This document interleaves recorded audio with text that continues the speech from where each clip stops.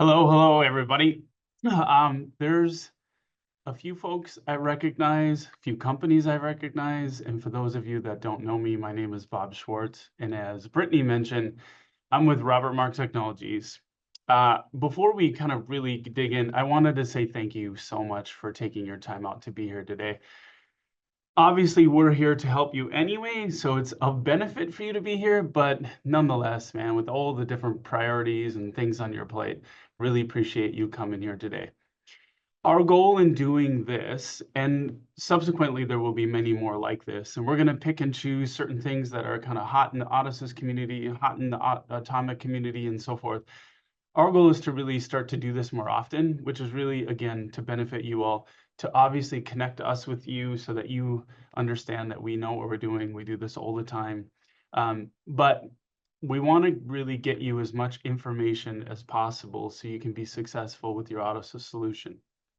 So a step in that process is us putting together this webinar to show you what it looks like to do the upgrades. The interesting thing about that is our organization does many upgrades, and you'll see in the subsequent slides that we go through.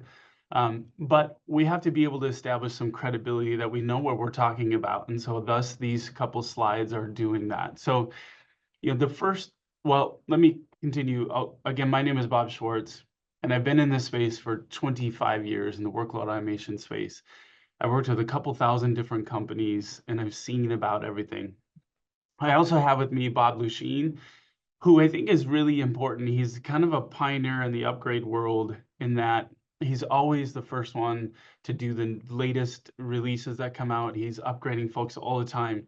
He was by far the +1 resource in the world to do R12 upgrades when that was a real hot commodity. And now he's obviously doing upgrades to the R12 plus releases and now the R24 releases. And that's what we're talking about today. So we're kind of your guest speakers for today to help you get through this, look at, hear what we have to say, show you what it looks like to do an upgrade. So again, as I mentioned, a little bit about us. We're 20+ year partner to Broadcom and CA. We've been doing this a long time. Our labels and titles related to that are Tier 1 reseller, which is effectively, there's some folks on this call that we work with you from a licensing perspective. Some of you we may not, but we can if you want us to. We're also Expert Plus Advantage partners, which is more on the services side, which effectively means if anyone needs any kind of professional services and reaches out to Broadcom, we're their first point of contact that they go for from there. And then Broadcom Nights are basically the highest level of tier that you can get as a consultant within Broadcom related to certain particular software solutions that they have. We have 25+ years of mainframe and distributed workload automation experience. And I believe we're over 200 collective years of experience. And so there's not many other organizations, if there are any other organizations that have that amount of experience that we do. We're full service expertise. And what that means is, number one, we cover the map as it relates to Broadcom's products under the workload automation umbrella. But on top of that, we do a lot more than that. We help with conversions, we help with assessments, we help with we have managed service offerings. We even do an MSP that if licensing, you wanted to fall under an MSP, we can help and be creative on licensing related to that. We have experience with a lot of the biggest shops in the world, and there's a few that are on here that are quite large, and we've worked with almost all of them. And then we also work with some of the smallest and everything else in between. And so the last bullet on this particular slide is really about what are we here for, right? We're here to connect with you. We're here to help you in reducing your cost of ownership. And there's a lot of things that I just talked about that help you do that. We also have an ACE product, which we'll talk about later, that helps you reduce the cost of ownership by automating lifecycle management. That is a product that's been around for a while and continues to get better. So anyway, the point of this is we're here to help you. Next slide, please. So I won't speak to each and every award, but what this shows is that you can't get these awards from Broadcom if you're not doing right by their clients. And so we've done a really good job. We've worked really hard. Some of the things that we've done, some of you that are on this call, we work with you on cadences. So we go through, in fact, we just had a cadence before this, and on our website, under blog, you'll see a lot of the information that we do on cadences. And those cadences are effectively to help us connect with you so that we can show you some of the latest, greatest things that are coming out. They may come from Broadcom, they may come from Gartner, they come from all different areas.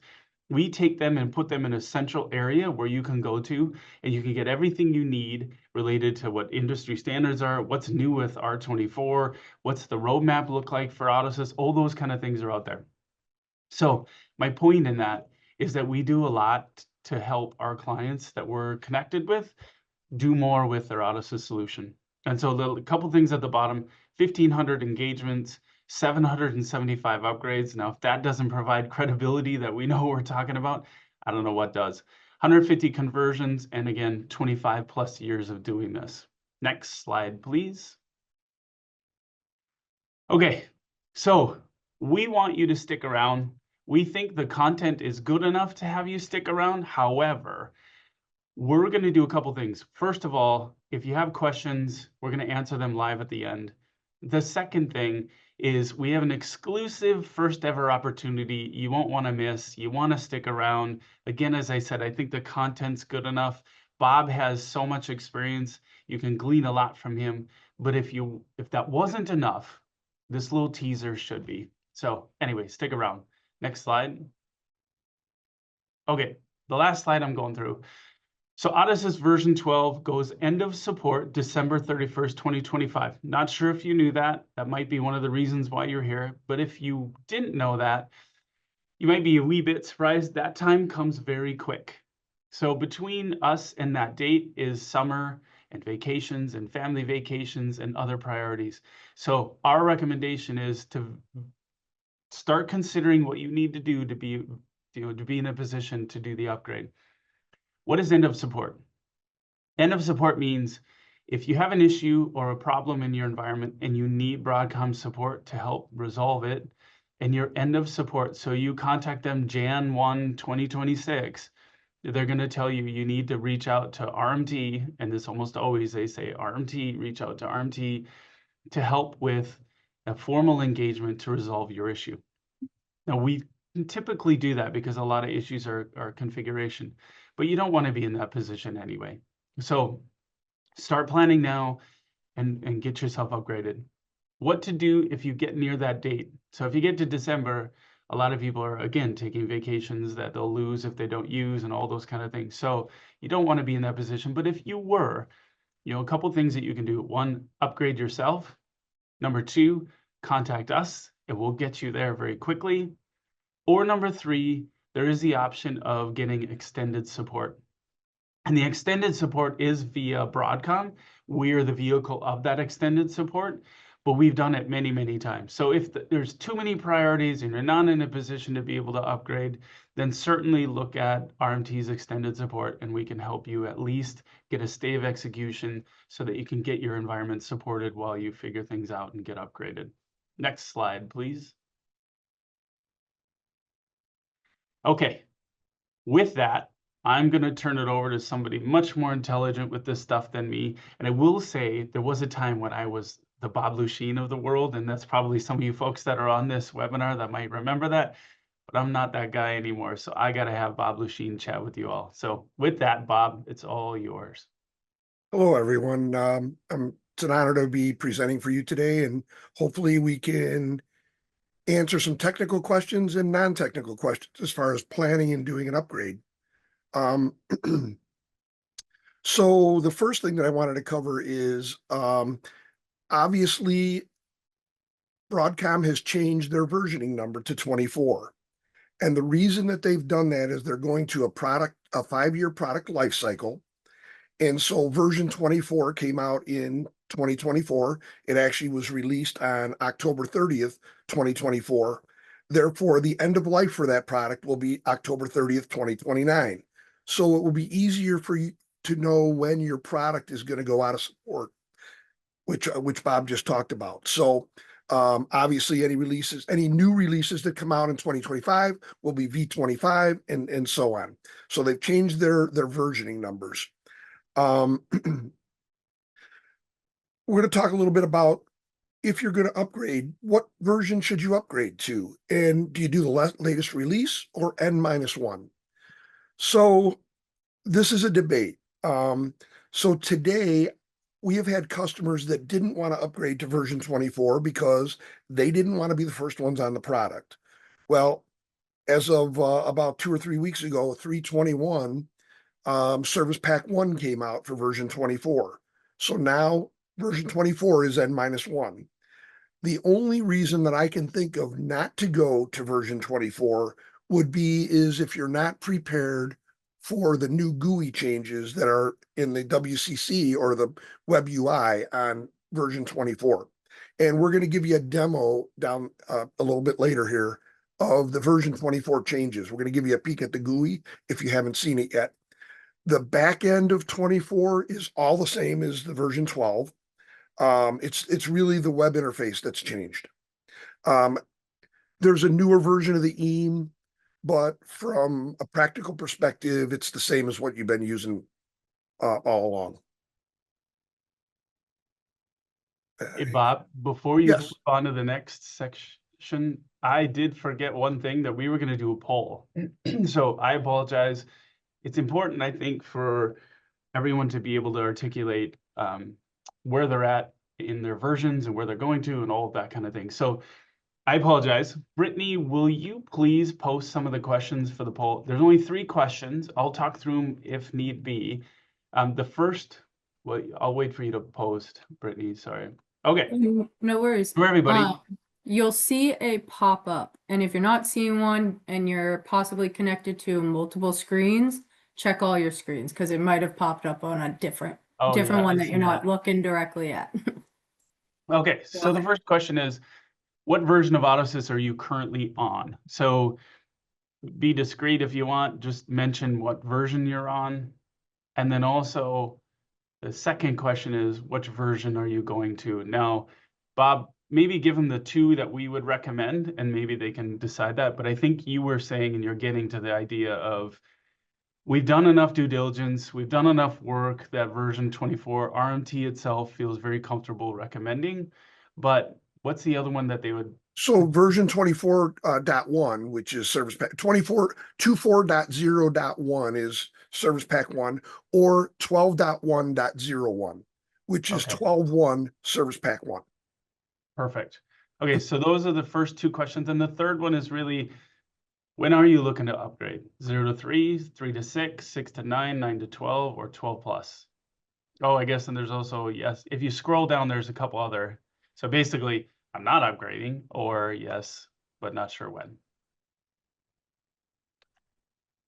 Okay, so we'll wait just a minute or 2. Sorry, Bob, to interrupt you. I forgot.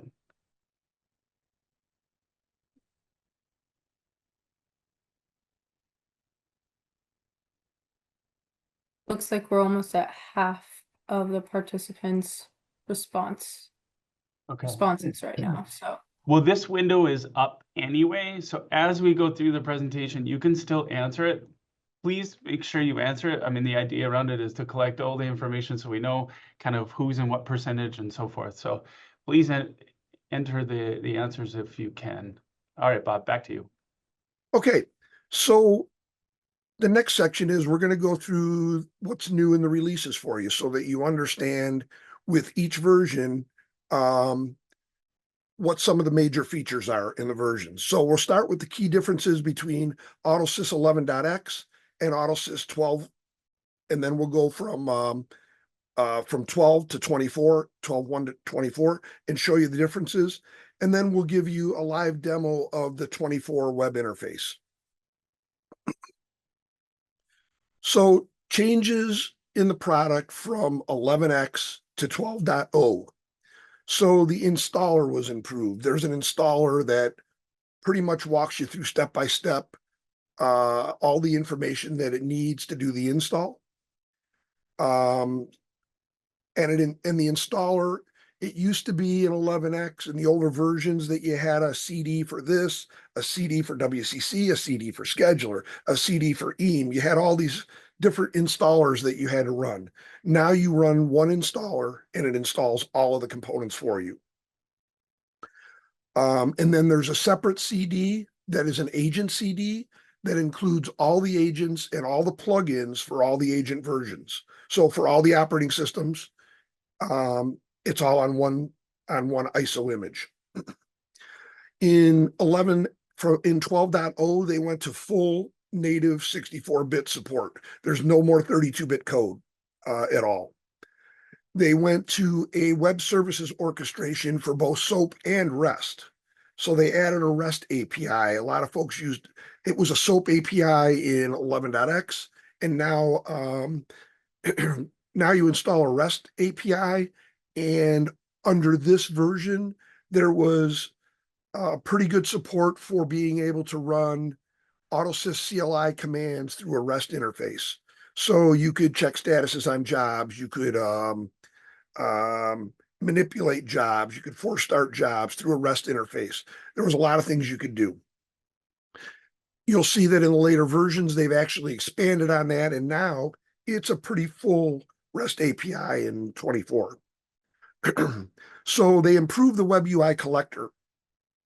So the collector process performance is improved.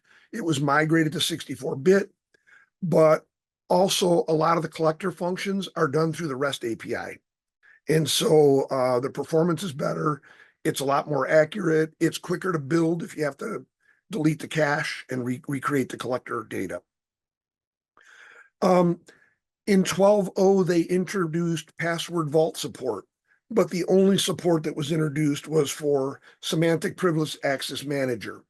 And what this means is instead of using AutoSys Secure for your Windows jobs, user IDs, and passwords, you could point it to the semantic privileged access manager and it would pull that information out of PAM. But the only vault that was supported in 12.0 was PAM. They added centralized agent upgrade into the web UI. So they're in the agent, they added the agent inventory tab, I believe, in Service Pack 8 of 11.6.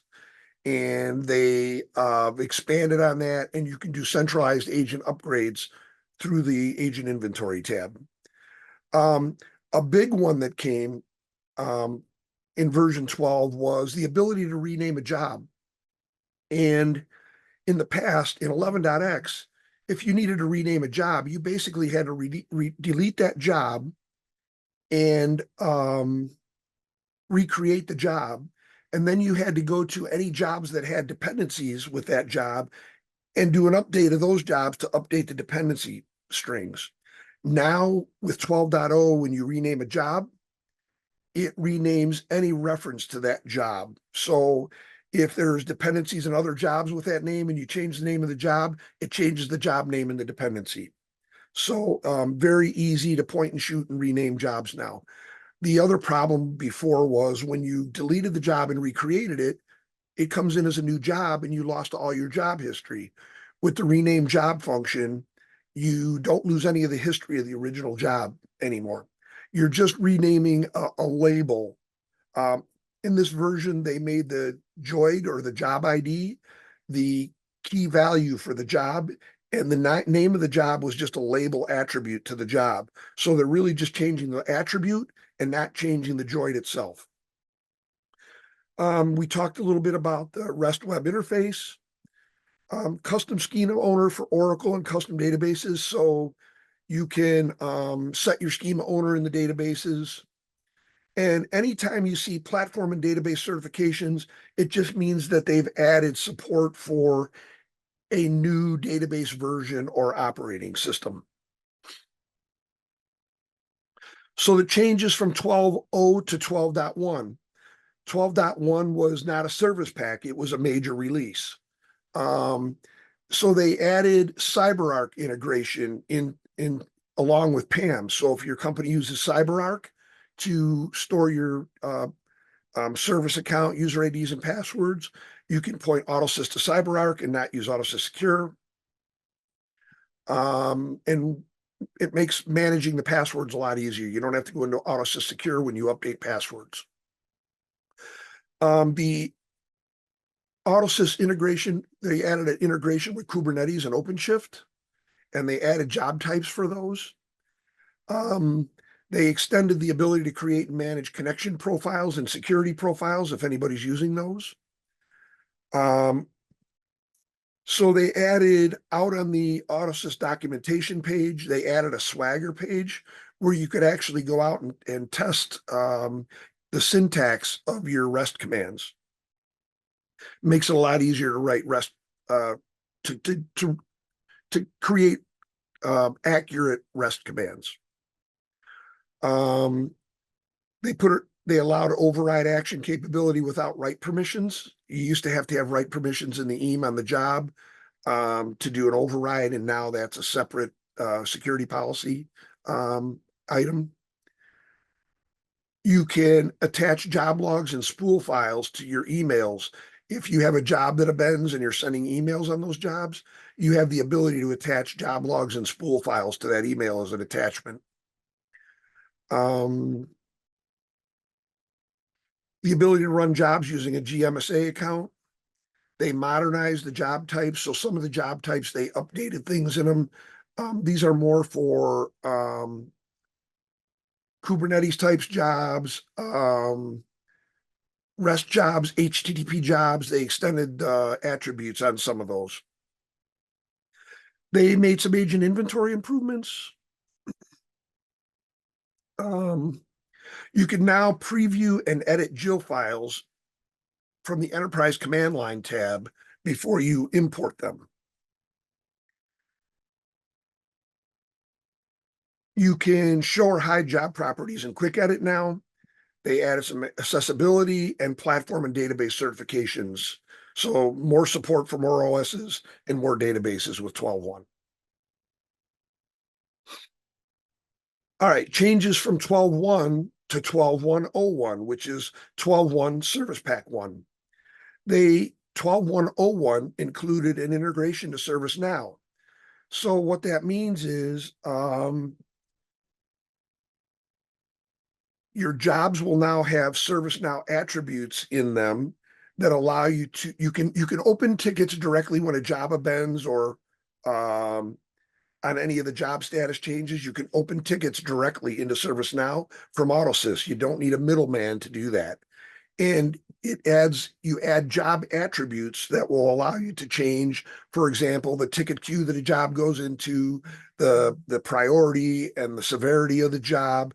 You can custom set those per job with ServiceNow attributes in the job attributes. And if you're doing JIL, those job attributes carry over into JIL. You just add those attributes into your JIL, and it's a pretty simple configuration. It uses the REST API for ServiceNow, and got a lot of customers using it. It was a big improvement for them. There's SNMP version 3 trap support. If you're doing SNMP traps,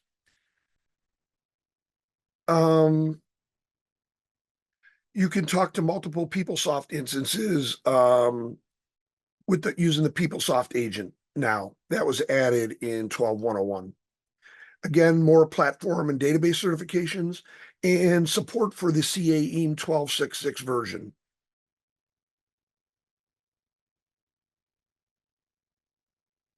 And then last on the changes, changes in the move from 12.1 to version 24. So for the AutoSys database, we had before Microsoft SQL Server, Oracle, and Postgres Sybase support, and now they've added Postgres SQL support, and they've also added Postgres SQL support to the WCC. In the past, you either had to use Derby, SQL Server, Oracle. You couldn't use Sybase. You still can't, but you can use Postgres database for WCC database.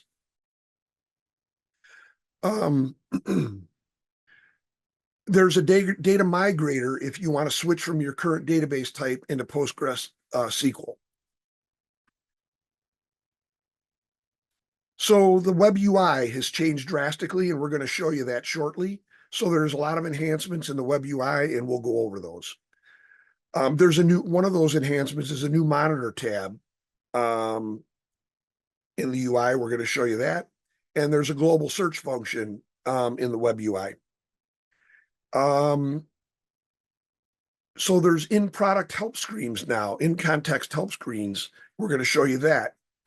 And then there's also an AI-powered intelligent automation assistant, and we're going to show you that. And I'll start by stating this AI interface, or this AI engine, uses a private data source from Broadcom AutoSys. It does not use internet data, and it does not use any of your data, and it does not collect your data. They've built a data repository that it accesses to answer the questions. We'll show you that. So incident management integration, we talked about that. Single sign-on using SAML 2.0. More platform and database support. I think one of them was it now supports Windows 25. Support for the newer versions of CAPKey and EAM. And global variable substitution for the Oracle user and Oracle RESP global variables.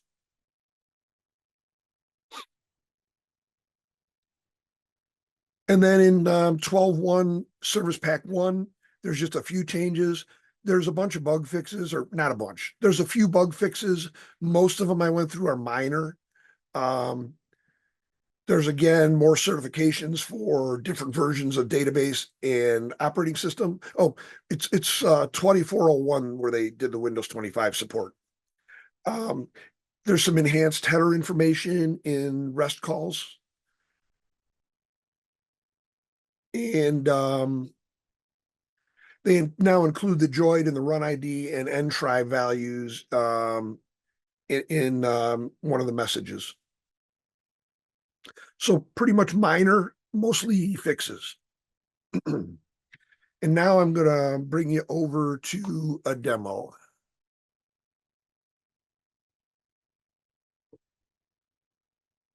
Give me a second here to bring this up.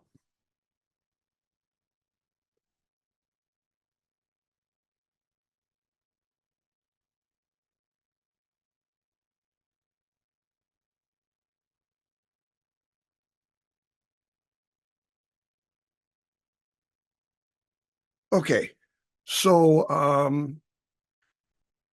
let's see. This is the new, that's the EAM. This is the new interface for version 24. So we're going to log in.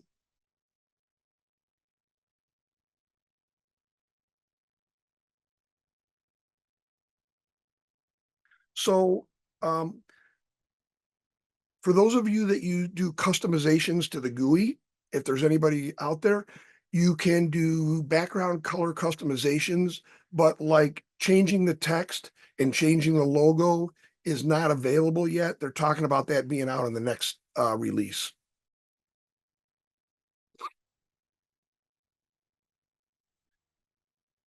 So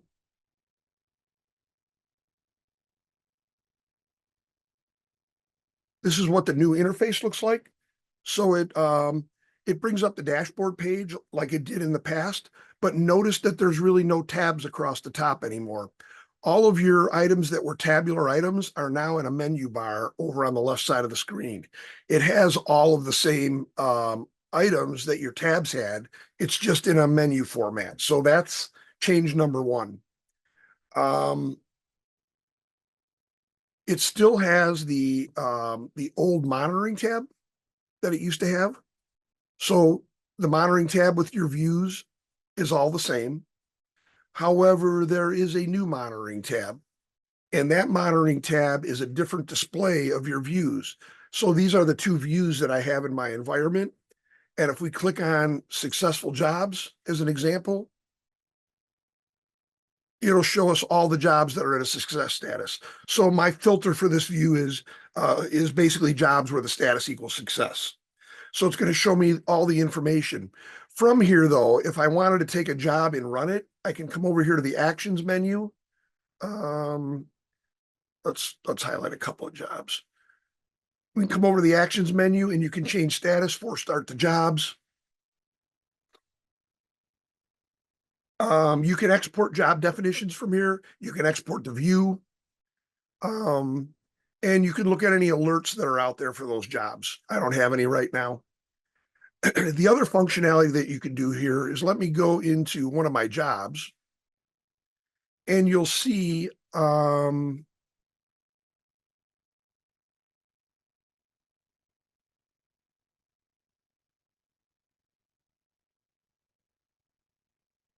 job runs are not here. There should be job runs here for this. Give me just a minute. Make sure I'm looking at the right job. Yeah, this is the one. It'll list the current job runs. I think mine have deleted because they're all basically were successful or the successes go away. But what this will allow you to do is you can click on a failed job run. It'll show you all the past runs. And when you look at the history, you can look at the job logs from here. And when you look at the job logs, you can actually do a diff between multiple runs of job logs. So if I have a successful job and a failed job in the list here, I can look at the standard out files for both of those jobs side by side and it'll do a diff for me on those job logs. So that's a new good feature. Up on the top here is the new search functionality. If I type a name, it'll show me any jobs with that name value in there. So, and I can click on it and it brings it up here. Oh, here it is. Here's all my job runs. So if I come in here and I do, I click on this failed job run right here, it brings me up this interface. And I can go to the standard output on this, and it's going to show me the standard out for that job. If I want to compare that to a successful job, I can pick the job run that I want to compare it to, and it's going to show me the difference in those logs. So that's new functionality. And it actually has a find function. If you had a big long job, you had a big long job string, a job string in your standard out, you can do a find on it and find text inside the log. And I can go and I can do, I can perform an action on any of these. I can force start the job again if I want.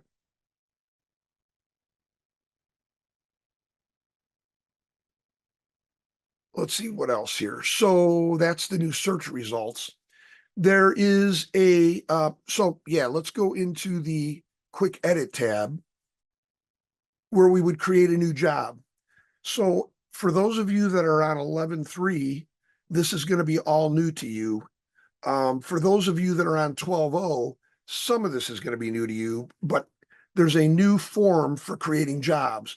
So if we go to the create function and I go to a command job to create a command job, it now has a different form for creating your jobs. It's more of a tabular view than a form view. However, all of these tabs down here contain all the same data that you had in the old interface.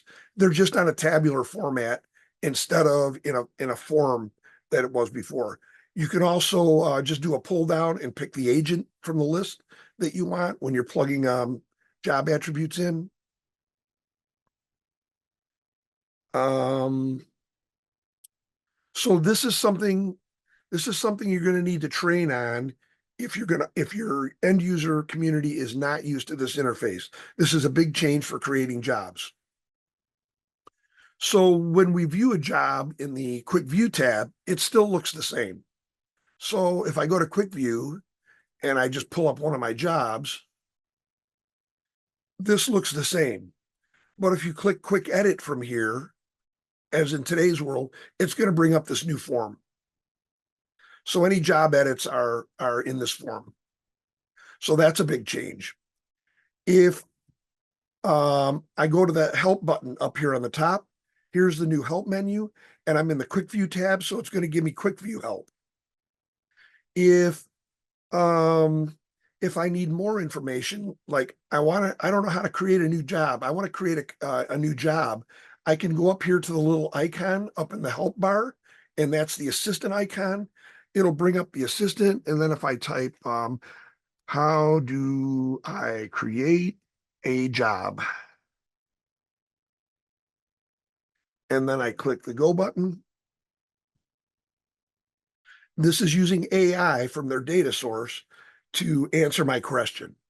So it gives you step-by-step instructions on how to create a job. You go to quick edit, you click the create job button. So it defines you how to do that. If I ask it, how do I create a command job?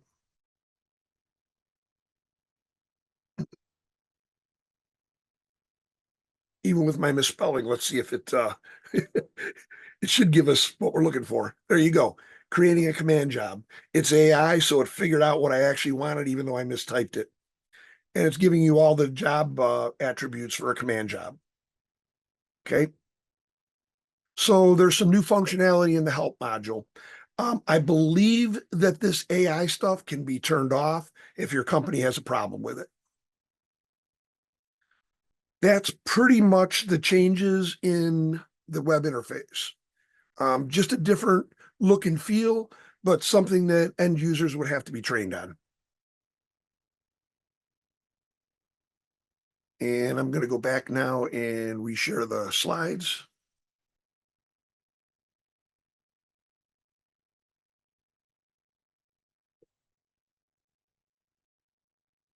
Okay.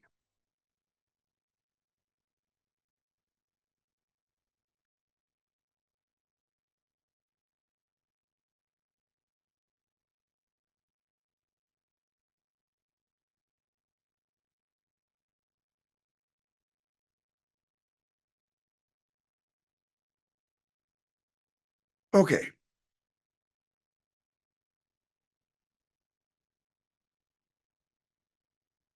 All right. So now I want to take a few minutes and talk about upgrade path. So there's really two paths to upgrade. You can start with new hardware and a new database, or you can do an upgrade in place. So you also have the ability, if you do the new hardware, new database path, you have the ability to change database types if you so desire. So you can change, for example, from Oracle to Microsoft SQL Server if you need to be, but there's some caveats to that, and we're going to go over it. So here's the pros and cons to doing new hardware and a new database. With new hardware, you get a hardware refresh. You can get up to the latest and greatest version of the operating system.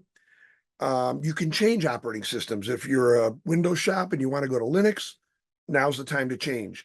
You can do that without changing your backend database.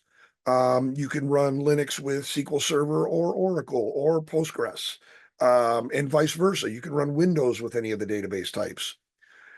You can change the database engine also if you're doing new hardware, new database. But there's a couple disadvantages to that, and we're going to talk about that. The cons to that is you got to have duplicate hardware until the migration is complete. So you're going to have your old environment and you're going to have hardware for your new environment or VMs, whatever you're using, but you're going to have duplicates until you retire the old stuff. And if you go with new hardware and you have firewall rules, as an example, out to your agents, you're going to have to make sure that the firewall rules are migrated to the new hardware so that your agents can talk to the new machines. There's two ways to migrate when you use the new hardware database type. You can do a database migration or an object migration. You cannot do a database migration if you're changing database types, and we'll talk about that here. The database, there is no utility. Well, so let's go through these steps.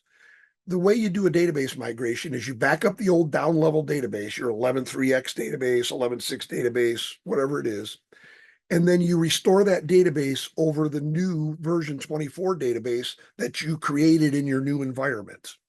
So now you've got a down level database that's at version 24. We run some scripts against that database to bring it up to 24.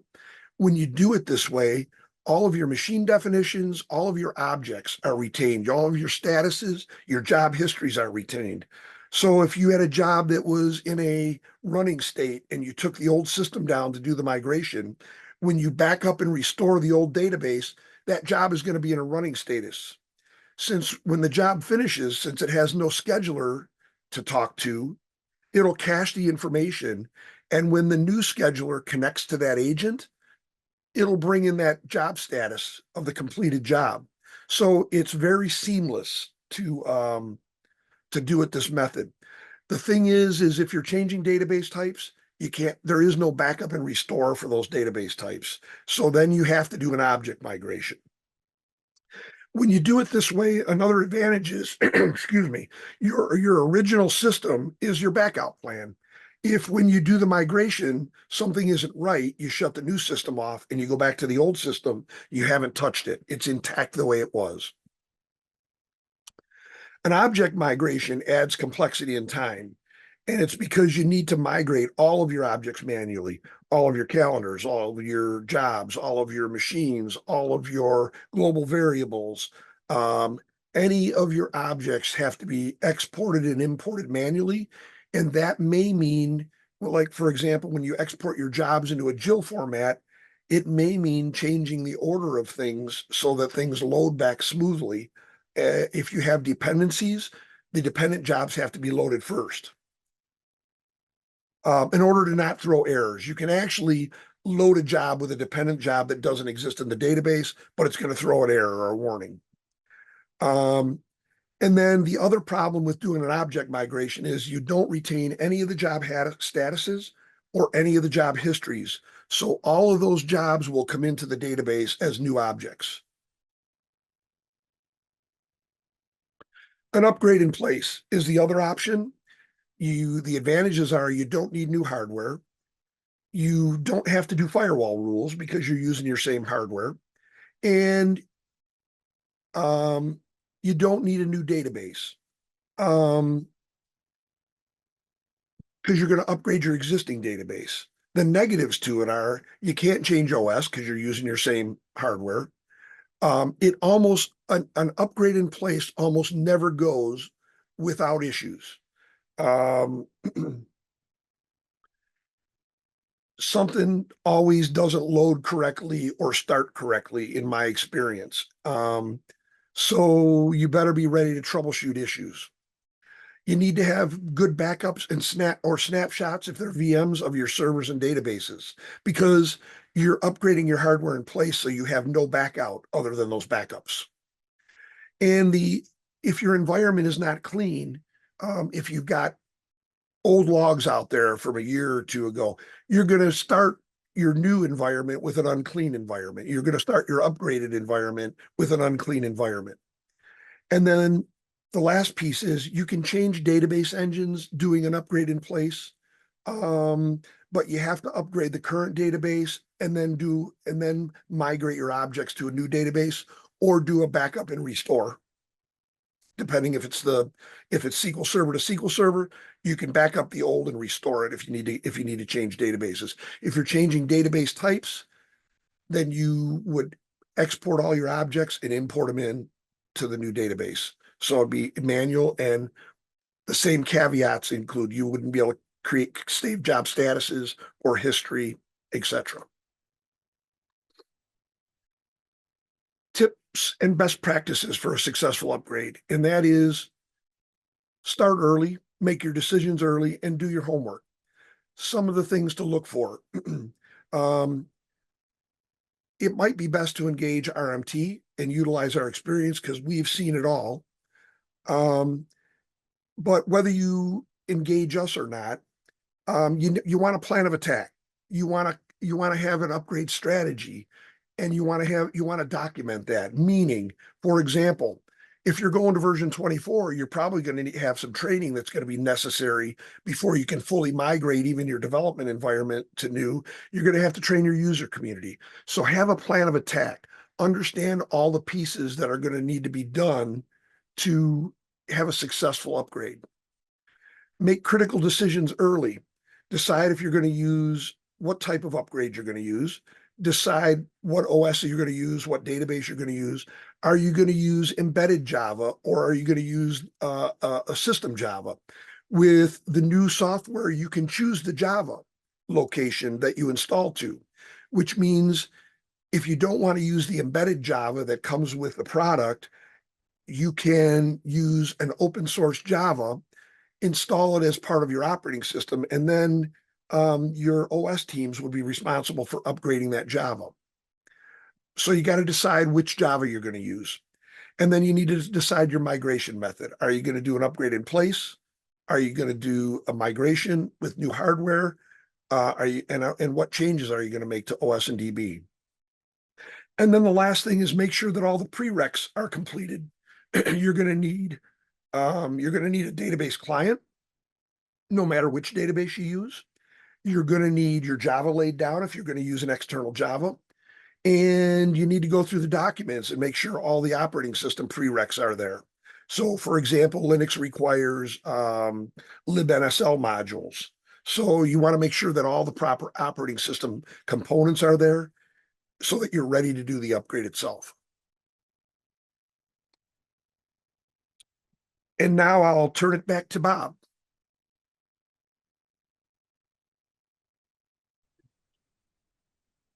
Thank you, Bob.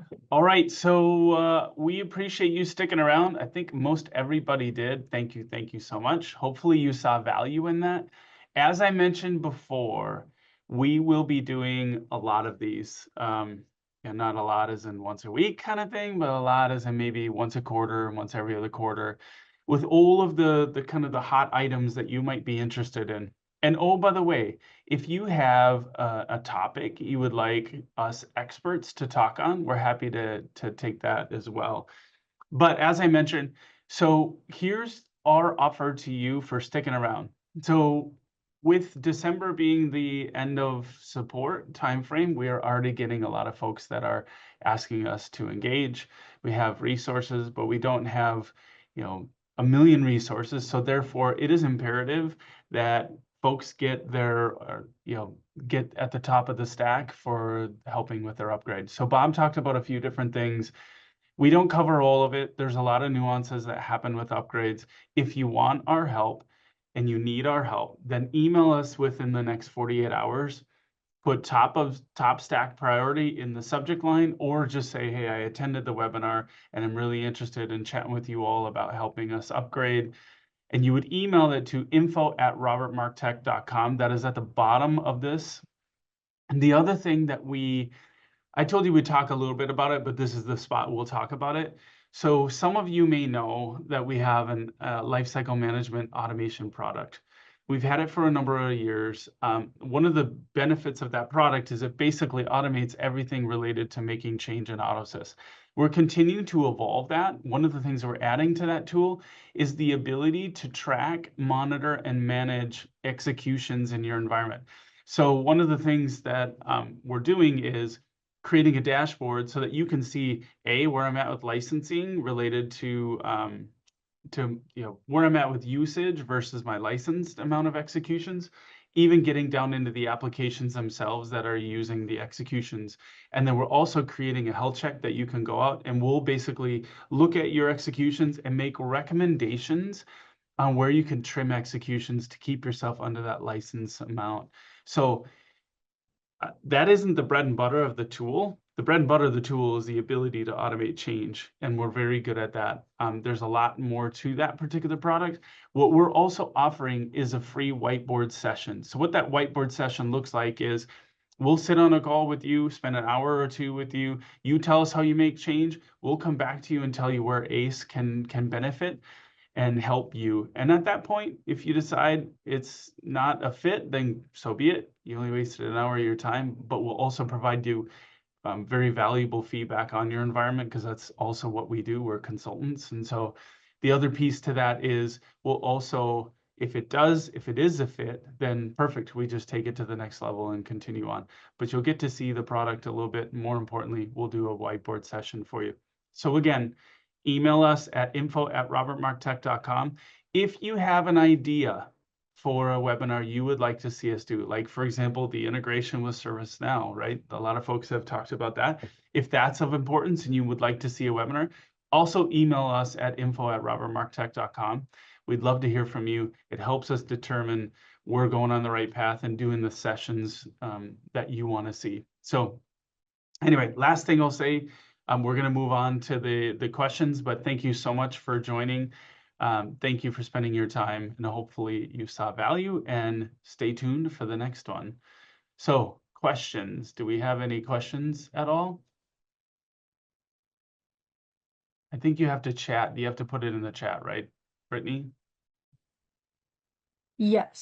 So if you have any questions, put them in the Q&A chat at the bottom of your screen. And I also want to just say thank you, Bob and Bob. We really appreciate you speaking with us today. And again, if you all have any questions, put them in the Q&A pod at the bottom of your screen. We'll give you all a few minutes. Is Bob that good? It's fantastic. I guess so. Okay. All Looks like right. there's no questions. So, and if you did have a question, somehow you weren't technically able to put it in there. Wait, let's see, is there a Q&A? See. Oh, there is a question. Bob, can you do an in-place upgrade from 12.0 to version 24 directly, or does it need to have hops? You can do it directly. You can actually go from 11.3.6 to 24 directly. Well, O'Brien Kellerman, good to see you. I think that's it. That might be it. Okay. Any other questions? Would love to see a session on plugins options, especially S3 file watching.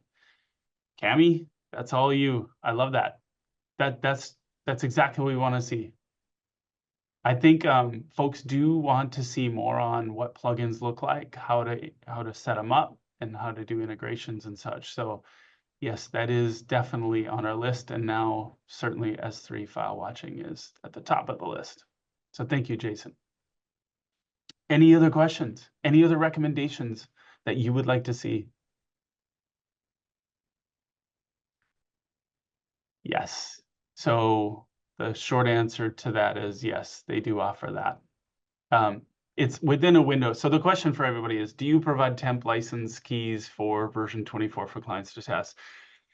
The short answer is yes. The longer answer is within a time frame, they'll allow dual operation of the systems within a normalized time frame. If you're talking 6 months, 8 months, yeah, they won't allow that. If you're talking just a few months, then yes, they do allow that. Good question. All right, we're keeping poking and prodding you guys. You're putting out good questions. Keep them going. Any other ones?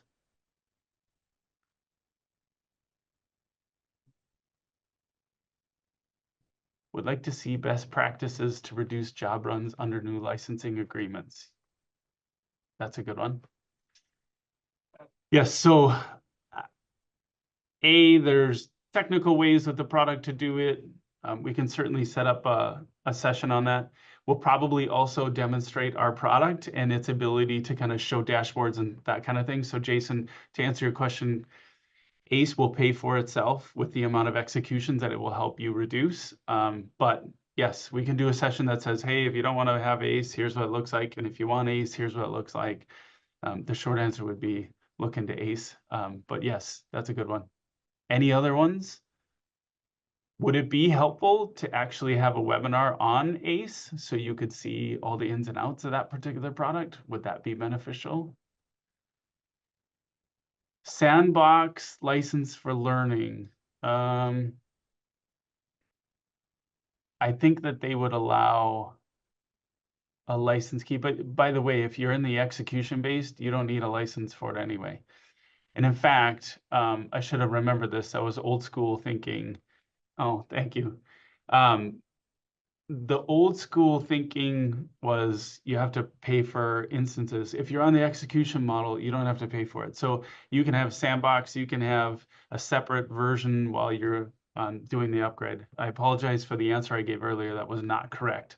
Unless you're not on the execution-based licensing, which most of you are. And so that particular licensing model allows you to leverage as much as you want. Sandbox, another separate, V24 instance. Yeah, there's no issues if you're on the execution-based model. And yes, we will do an ACE session within the next probably 3 to 6 months. So we will invite you all to that as well. And then, Bob, do you see this question? I am currently do. running 12.0. Do you want to answer that? Yeah, sure. So 24 is supported on AIX still. My issue with Sybase, there's nothing wrong with having Sybase for your backend. My issue with Sybase is you can't run your WCC database on Sybase, which means you're stuck with Derby or another database. And the answer is you could stay with AIX, you could go to Linux, and you could change your database type. But again, when you change your database type, unless you're going to Postgres, there is no tool to migrate your data. So that means it's a manual export and import of all the data, and you lose history and status of your jobs. If you go to Postgres, there is a migration tool. So I hope that answers your question. But so customers ask me, what operating system should I be on? What database should I be on? My answer to the customer is always, what position is your company? What position? What products is your company in the best position to support? If you're a Windows shop, run it on Windows. If you're an Oracle shop, run it on Oracle. It doesn't matter what operating system is. You can mix it and match it with any database type. So in other words, just because you're on Windows doesn't mean you need to use Microsoft SQL Server. You can use any of the database options. And from a product perspective, it performs the same. It really doesn't matter. So my answer would be, if you're trying to get off AIX, the migration time would be the time to do it. But if you like AIX, install 24 on AIX. And if you need to switch your database type, then it's just a manual database switch. Got a couple more. So I did get one from Jason saying AAI session. Absolutely. I think that'd be beneficial as well. We'll put that on the list. This is great. Thank you for all the feedback on that. And then Bob, there's a couple more technical ones. You got 30 seconds for each. We're gonna keep everybody. Sure. So the option to restart a job automatically does not exist, even in 24. What are the benefits of SQL to Postgres? My guess is licensing Costs, right? cost. Yeah. Technically, I don't think there's much else, is No, there? it's supported on Postgres, so it'll run fine on Postgres. Since it's new with 24, I don't have a lot of experience with it on Postgres, but my guess is it's cost.